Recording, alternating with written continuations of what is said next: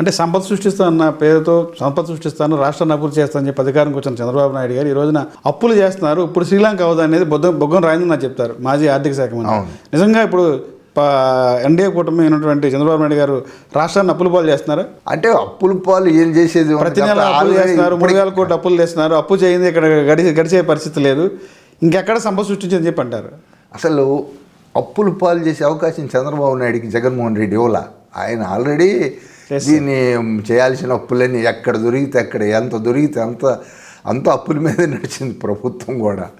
ఇక ఇప్పుడు మా అప్పుల్ని వాళ్ళకి కొనసాగిస్తున్నారు, మేము ఎడ చేసాం వాళ్ళు అడ చేశారు అని వాళ్ళ తప్పుల్ని ఆర్థిక మంత్రి ముఖ్యమంత్రి ఒప్పుకుంటానే వీళ్ళు కూడా అదే విధంగా చేస్తారు. వీళ్ళు ఏదో సంపద సృష్టించకుండా మా పందాన్ని అవలంబిస్తున్నారనేది వాళ్ళు చెబుతుంది. అంటే సంపద సృష్టి అనేది ఎప్పుడు ఒక్క రోజులో జరిగేది కాదు. ఒక పరిశ్రమ పెట్టాలంటే 2 ఏళ్ళు పట్టుద్ది. ఆ తర్వాత అది మొత్తం కూడా అది ఉత్పత్తి అయ్యి అది మార్కెట్లో ఇది అయ్యి దాని నుంచి వచ్చేటువంటి పన్నుల రూపంలో కానీ ఇవన్నీ వచ్చేటప్పుడు కొంతమంది ఉపాధి అవకాశాలు లభించడం ద్వారా వాళ్ళకి ఆ విధంగా ఇక్కడ కొత్త నగరాన్ని నిర్మిస్తున్నారు. కొత్త నగరం నిర్మాణం ఇక్కడ ఇదివరకే నిర్మించిన నగరంలో విశాఖపట్నంలో విజయవాడలో పెట్టితే అది వేరు. ఇక్కడ ఒక నగరాల నిర్మాణం జరగాల, తద్వారా అక్కడ సంపద సృష్టించబడుతుంది. 0 నుంచి స్టార్ట్ చేయాలి. అంతేగాని ఇప్పుడు వాళ్ళు అంటున్నారని మనం అనవసరం భుజాలతో ఊడుకోవటం కూడా పద్దాకులు వాళ్ళ గురించి ఎందుకంటే అతను అంత మానసిక పరిస్థితి అతను బాగలేదా లేకపోతే అతనికి మరి పూర్తి పరిపక్వత లేదా రాజకీయంగా కానీ మరొక విధంగా జగన్మోహన్ రెడ్డికి అర్థం కావట్లేదు. కానీ అతను చేసిన నష్టం అనేది ఇంకొక 20 ఏళ్ల దాకా తీర్చలేనిది, కోలుకోలేనిది. ప్రజలు కూడా ఒకసారి ఆలోచించాలి. ఇలాంటి వ్యక్తులను ఎన్నుకోవటం వల్ల జరిగేటటువంటి భావితరాలు కూడా ఇలాంటి వ్యక్తులను ఎన్నుకుంటే మనకి క్షమించు ఖచ్చితంగా. సార్ 151 సీట్లు ఇచ్చినటువంటి ప్రజలు ఒకేసారి 11 సీట్లు పడిపోవడం గల కారణం ఏంటంటారు? వైసీపీ అంత ఘోర ఓటమికి ఈ 5 ఏళ్లలో అంటే జగన్ పదే చెప్తారు, నేను డీబీటీ ద్వారా పథకాలు ఇచ్చాను, ప్రజలు మేలు చేశాను, లబ్ధులు పెంచాను, రుణాలు ఇచ్చాను, ప్రతి ఒక్కరికి మేలు చేశాను అంటారు. ఎంత చేసినటువంటి జగన్మోహన్ రెడ్డి అన్నది ఎందుకు ఒకేసారి అగాపాతాలను దొక్కారు ప్రజలు? అంటే ఇప్పుడు ఇక్కడ సంక్షేమ పథకాలు, అభివృద్ధి సంక్షేమాన్ని రెండింటిని కూడా సమాంతరంగా నడిపించాలి. ఇక్కడ అభివృద్ధిని పూర్తి గాలికి వదిలేసి కేవలం నేను సంక్షేమం ద్వారా వాళ్ళందరికీ కూడా పెన్షన్లు ఇస్తున్నాను, వాళ్ళ బ్యాంక్ అకౌంట్కి నేను ట్రాన్స్ఫర్ చేస్తున్నాను, నాకు అందరూ ఓట్లు వేయండి అంటే ఓట్లని ఇతను మొదటి నుంచి వాళ్ళకి ఓటర్లకి వెరవేస్తూ ఓటర్లని ఒక విధంగా ఓట్లు కొనుగోలు చేస్తున్నట్టుగా అనిపిస్తుంది. నేను మీకు ఇచ్చాను కాబట్టి నాకు ఓట్లు వేయండి అని అతని డిమాండ్ అనేది అర్థవంతమైంది కాదు. ప్రజలు నువ్వు ఇక్కడ ఏం చేసావు, ఈ రోడ్లు వేసావా, ఇక్కడ బిల్డింగ్స్ ఏం చేసావు, ఇక్కడ ఉన్న తాగునీరు ఏంటి, సాగునీరు ఏంటి అని దీర్ఘకాలిక యొక్క పథకాల విషయం ప్రయోజనాలను కూడా దృష్టిలో పెట్టుకుంటారు. సార్ ఇప్పుడు దాదాపు చూసుకుంటే ఈ 7 నెలల కాలంలో గతానికి ఇప్పుడు మారిందంటే ఏం చెప్తారు? గతంలో లాండ్ ఆర్డర్ విధంగా కానీ ప్రజలు తిరగడం విధంగా ఒకేది కాదు. అంటే ఒక పక్క రోడ్లు వేసుకొస్తున్నారు అవును గ్రామాల నుంచి కానీ ఏం చెప్తారు? అప్పుడు ఇప్పుడు మార్పు మొదలైందంటే అంటే ఇప్పుడు శాంతి భద్రతలు, రహదారులు, రాజధాని నిర్మాణం, అట్లాగనే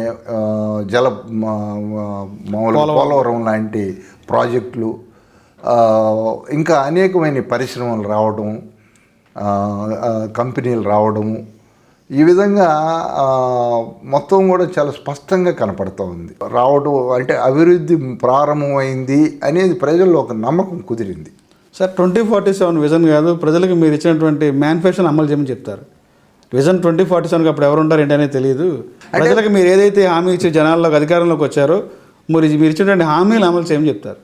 ఇక్కడ కేవలం అంటే తెలుగుదేశాన్ని చంద్రబాబుని ఇరకాటం పెట్టడానికి హామీలు అమలు చేయండి, 6 పథకాల సూపర్ 6 అమలు చేయండి అని వాస్తవానికైతే చంద్రబాబు నాయుడు గారికి ఏది చేయాలో, ఏది ముందు చేయాలో, ఏది వెనక చేయాలో అనేది బాగా తెలుసు.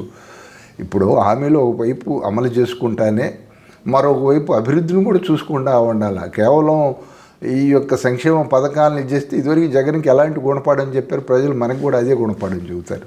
కాబట్టి రెండింటిని సమన్వయపరచుకోవాలి. అభివృద్ధిని సంక్షేమం జరగాల, అభివృద్ధి జరగాల, పేద ప్రజలకు అందాల్సినటువంటి రాయితీలు కానీ పథకాలు కానీ అందాల. అదేవిధంగా రాష్ట్రంలో కూడా ఒక అభివృద్ధి అనేది కనపడాలి. అభివృద్ధికి సూచికలు ప్రధానంగా రహదారులు, అదేవిధంగా తాగునీరు, విద్యుత్తు, మౌలిక సదుపాయాలు ఇవన్నీ కూడా ఇవి ఉంటేనే పరిశ్రమలు వస్తాయి. నీకు ఆ రోజు ఎందుకు రాలేదు పరిశ్రమలు, ఈరోజు ఎందుకు వస్తున్నాయి అంటే ఒక పాలకుడి మీద ఉన్నటువంటి ఒక ప్రభుత్వం మీద ఉన్నటువంటి నమ్మకంతో వస్తున్నాయి తప్పితే మనం ఇదే విధంగా పోతాము, మేము రోడ్లు వేయము, మౌలిక సదుపాయాలు అందజేయము, విద్యుత్ ఉండదు, వాటర్ ఉండదు, ఏది ఉండవంటే నీకు పరిశ్రమలకు కావాల్సిన ప్రధానమైన మూడే: విద్యుత్తు, రోడ్లు, తాగునీరు. ఇవన్నీ ఇవి లేకుండా నేను చేస్తానంటే కష్టం, అవి రావు. సార్, జనవరి నెల నుంచి జగన్మోహన్ రెడ్డి మళ్ళీ జనాల్లోకి వస్తా ఉన్నాడు. అప్పుడుతో జనాల్లో కొంత జనాల్లో కొంచెం ఊపు వస్తుంది, పార్టీ పుంజుకుంటుంది అంటారు. ఎలా ఉంటారు? జగన్ వస్తే ఏమన్నా ప్రజలు స్వాగతిస్తారంటారు అంటే జగన్మోహన్ రెడ్డిని? ఇప్పుడు కొద్ది గొప్ప అతను 5 ఏళ్ళు ముఖ్యమంత్రిగా చేశాడు. ఇంతకుముందు కూడా కొంత ఆ పార్టీకి కూడా కొంత క్యాడర్ ఉంది కాబట్టి సహజంగా అతను వస్తే కొద్ది గొప్ప ఉంటుంది తప్పితే మారేది ఉండదు. రెండోది ఏంటంటే జనవరి నుంచి జనంలోకి ఎప్పుడు జమ్మిలీ వచ్చినా మాది అధికారం అని చెప్తున్నారు ఇప్పటికే వైసీపీ నాయకులు. ఎప్పుడు ఎన్నికలు వచ్చినా జమ్మిలీ వస్తే అప్పుడు ప్రజలు సిద్ధంగా ఉన్నారు, ఈ గవర్నమెంట్ మీద అసంతృప్తి అంటారు. నిజంగా ఈ 7 నెలల కాలంలో అసంతృప్తి ఉందంటారా ప్రజల్లో? అతను విచిత్రమైన మాటలు కొన్ని మాట్లాడుతూ ఉంటాడు. ఏంది, మన అతి మంచితనం, నేను అబద్ధాలు చెప్పకపోవటం, అతను నిజాలు చెప్పడం ఎప్పుడో మర్చిపోయాడు. ఎందుకంటే అనేక సందర్భాల్లో నేను ఎన్నికలప్పుడు ఆయన ఉపన్యాసాలు వింటా ఉన్నా. నాకు టీవీ లేదు, నాకు ఛానల్ లేదు, నాకు పేపర్ లేదు, నాకు డబ్బు, నా దగ్గర ఏమాత్రం డబ్బులు లేవు, వాళ్ళందరూ కూడా పేదలకు పెత్తందారులు జరుగుతున్నటువంటి యుద్ధం. అసలు సాక్షి పత్రిక, సాక్షి టీవీ ఈ విధంగా అతను ఏం చెప్పి ప్రజలందరికీ తెలుసు. అలాంటి వ్యక్తి 1,00,000 కోట్ల రూపాయలు అవినీతి పాల్పడిన వ్యక్తి, 43,000 కోట్ల రూపాయలు సిబిఐ ఛార్జ్షీట్, 11 కేసులు ఈడీ కేసుల్లో, సిబిఐ కేసుల్లో ఉన్న వ్యక్తి, ఇంతవరకు కోర్టుకు హాజరు కాని వ్యక్తి. అసలు ఆ విధంగా అసలు నీకు జనవరి నుంచి జనంలోకి అది పోయి జైలుకు పోతాడని నాకు అనుమానం కూడా ఉంది. ఎందుకంటే ఇంతకంటే తక్కువ అవినీతికి పాల్పడ్డోళ్ళు, తక్కువ ఇది చేసిన వాళ్ళు మొత్తం జైలుకు పోయి వచ్చారు అందరూ ముఖ్యమంత్రులు. తమిళనాడు దగ్గర నుంచి చూసుకుంటే ఛత్తీస్గఢ్ కావచ్చు, ఇక్కడ ఢిల్లీ కావచ్చు, ఇంకా దాదాపుగా 6 మంది ముఖ్యమంత్రులు జైల్లో కూర్చున్నారు. ఎంత వాళ్ళు చేసింది చిన్నవి, వాళ్ళు చేసింది అంతా కూడా ఈయన చేసిన దాంట్లో 1% కూడా లేదు. అలాంటి వాళ్ళందరూ జైలుకు పోతే ఈయన జైలుకు పోకుండా ఇంకా జనంలో జైలుకు పోతాడు అనుకుంటున్నాను నేనైతే. అంటే మోడీ ఏమైనా కాపాడుతుంది అంటారా? ఎన్డీఏ గతంలో మోడీ గారితో కూడా కలిసి ప్రయాణం చేశారు, సపోర్ట్ కూడా చేయడం జరిగింది. అంటే గతంలో ఏమన్నా ఉంటే ఉండయేమో కానీ ఇప్పుడైతే ఉంటాయని నేను అనుకోవట్లేదు ఖచ్చితంగా. ఎందుకంటే ఇప్పుడు పరిస్థితులను బట్టి ఆయన కూడా ఎన్డీఏ కూటమిలో ఉన్నాము. అతను చేసిన అవినీతి కూడా చాలా స్పష్టంగా కనపడుతుంది. దాదాపుగా ఒక 12-13 ఏళ్ల బట్టి కేసు ఒక్క అడుగు కూడా ముందుకు వెళ్ళదు, ఒక్కరోజు కూడా కోర్టుకు పోలేదు. మరి ఇలాంటి పరిస్థితుల్లో ఎన్నాళ్ళని ఎవరైనా కాపాడతారు? ఇప్పుడు కాపాడటం అంటే కొంత పరిధి ఉంటుంది. ఆ పరిధి దాటినప్పుడు ఎవరేం చేయగలిగింది ఏమీ లేదు. వివేకానంద రెడ్డి హత్య కేసు ఉంది, ఎన్నాళ్ళు ఆయన అవినాష్ రెడ్డిని జగన్మోహన్ రెడ్డి కాపాడతాడు? ఇక న్యాయస్థానాలు ఉన్నాయి, ఈడీ ఉంది, సిబిఐ ఉంది, ఇవన్నీ కూడా మరి ఖచ్చితంగా మరి ఆ కేసులో కూడా జగన్మోహన్ రెడ్డి పాత్ర ఉంది. సొంత బాబాయిని ఏ విధంగా మార్కెట్ చేసి వివేకానంద హత్య కేసులో కూడా జగన్ హస్తం ఉందంటారు? ఖచ్చితంగా ఉంది, అందుట్లో అనుమానమే ఉంది. అది దాంట్లో అతను చాలా స్పష్టంగా ఉంది. వాళ్ళ దంపతులు దీన్ని చేశారనేది చాలా స్పష్టంగా ఉంది. అది ఆ కేసు కానీ అదేవిధంగా ఈయన అక్రమ ఆస్తుల కేసు కానీ ఇవన్నీ కూడా ఆయన ఇది అవుతాయి. ఇంకా అనేకమైన కేసులు ఉన్నాయి.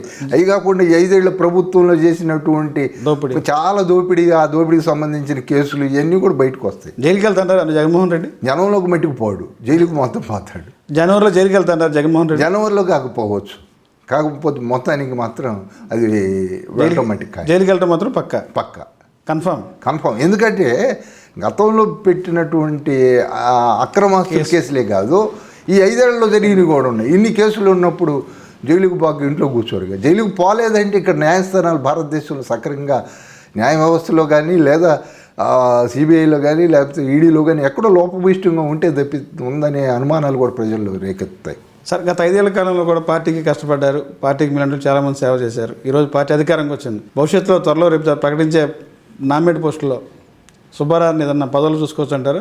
అంటే సహజంగా ఏంటంటే అక్కడ ప్రయారిటీని బట్టి, చేసిన సీనియారిటీని బట్టి, అక్కడ ఉన్నటువంటి కుల సమీకరణాన్ని బట్టి, వాటన్నింటిని బట్టి కూడా నిర్ణయిస్తారు. ఖచ్చితంగా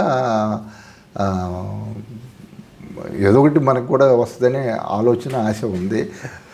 పెద్దగా నేనైతే ఎక్కువ ఆలోచించట్లేదు వాటి మీద.